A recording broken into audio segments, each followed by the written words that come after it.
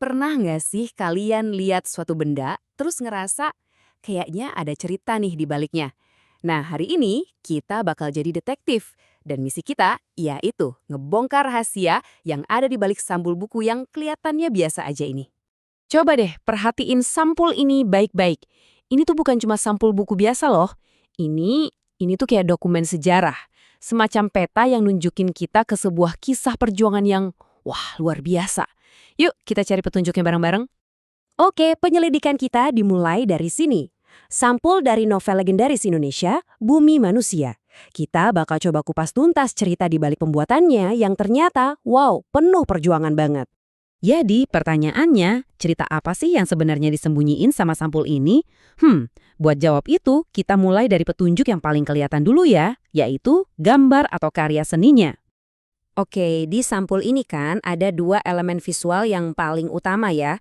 Coba kita bedah satu-satu biar kita ngerti dunia kayak gimana sih yang mau diceritain di novel ini. Coba lihat pemandangan ini dulu. Ada bangunan gaya Eropa yang kelihatan megah, terus ada kereta kuda yang mewah, orang-orangnya juga pakai baju ala-ala kolonial gitu kan. Nah, ini semua tuh bukan cuma gambar latar belakang aja. Ini sebenarnya gambaran soal betapa kakunya susunan masyarakat, hierarki sosial di zaman Hindia Belanda dulu. Nah, sekarang kita pindah ke potret si pemuda ini. Lihat deh ekspresinya. Kelihatan banget kan, tatapannya penuh tekad. Inilah protagonis kita, Mingke. Dia seorang pribumi terpelajar yang harus berjuang hidup di dunia yang rumit dan penuh tekanan ini. Bisa dibilang, dialah pusat dari semua konflik yang ada di ceritanya. Oke, gambarnya udah kita bahas. Sekarang kita pindah ke petunjuk berikutnya, yaitu kata-kata. Dan kita mulai dari yang paling gede dan paling jelas di sini. Ya apalagi kalau bukan judulnya. Cuma dua kata, Bumi Manusia. Simple, tapi dalam banget maknanya. Percaya deh, dua kata ini tuh ibarat kunci yang bakal ngebuka semua pesan di dalam novel ini.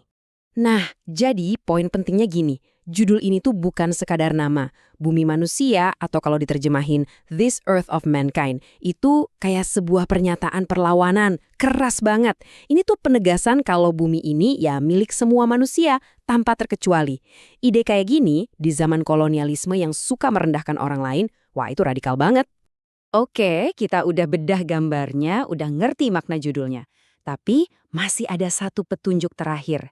Dan yang ini jujur, yang paling misterius. Petunjuk inilah yang bakal ngebawa kita langsung ke kisah tersembunyi si penulisnya sendiri. Coba perhatiin deh, tulisan kecil di bagian bawah. Kelihatan kan? Edisi pembebasan karya Pulau Buru.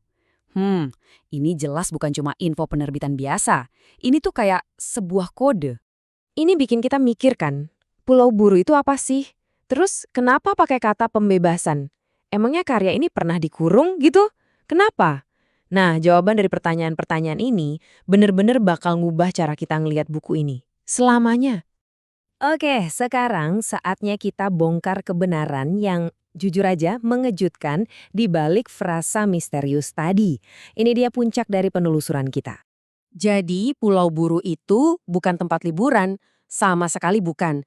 Itu adalah kamp tahanan politik yang super kejam, tempat buat ribuan orang yang dianggap musuh negara, termasuk ya si penulis buku ini, Pramoedya Anantatuer. Beliau dipenjara di sana bertahun-tahun, bahkan tanpa pernah diadili. Dan disinilah keajaibannya terjadi. Bayangin, di tempat di mana kebebasan itu nggak ada, di mana pulpen dan kertas itu barang terlarang, Pramoedya Anantatur ngelakuin sesuatu yang kayaknya mustahil. Novel setebal ini, itu diciptain sepenuhnya cuma dari dalam ingatan dia.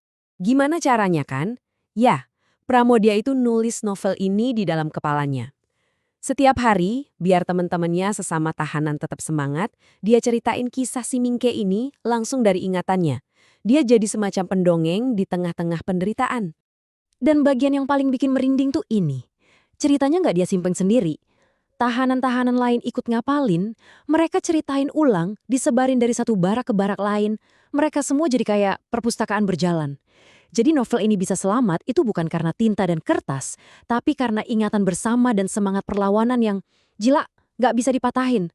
Nah sekarang, coba lihat lagi sampul ini. Rasanya beda kan?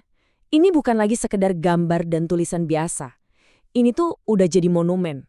monumen buat Pramudia Anantatur, dan ratusan tahanan lain yang berhasil ngejaga sebuah cerita tetap hidup di kondisi yang paling nggak mungkin sekalipun. Ini bukti nyata kalau ide itu nggak bisa dipenjara. Kisah di balik sampul bumi manusia ini ngajarin kita satu hal penting. Untuk ngelihat lebih dalam, jangan cuma dari permukaannya aja. Jadi, pertanyaan terakhir buat kita renungin bareng-bareng, kira-kira ada berapa banyak lagi sih kisah sejarah, perjuangan, dan kemenangan kayak gini yang sebenarnya tersembunyi di benda-benda biasa di sekitar kita, yang cuma nunggu buat ditemuin?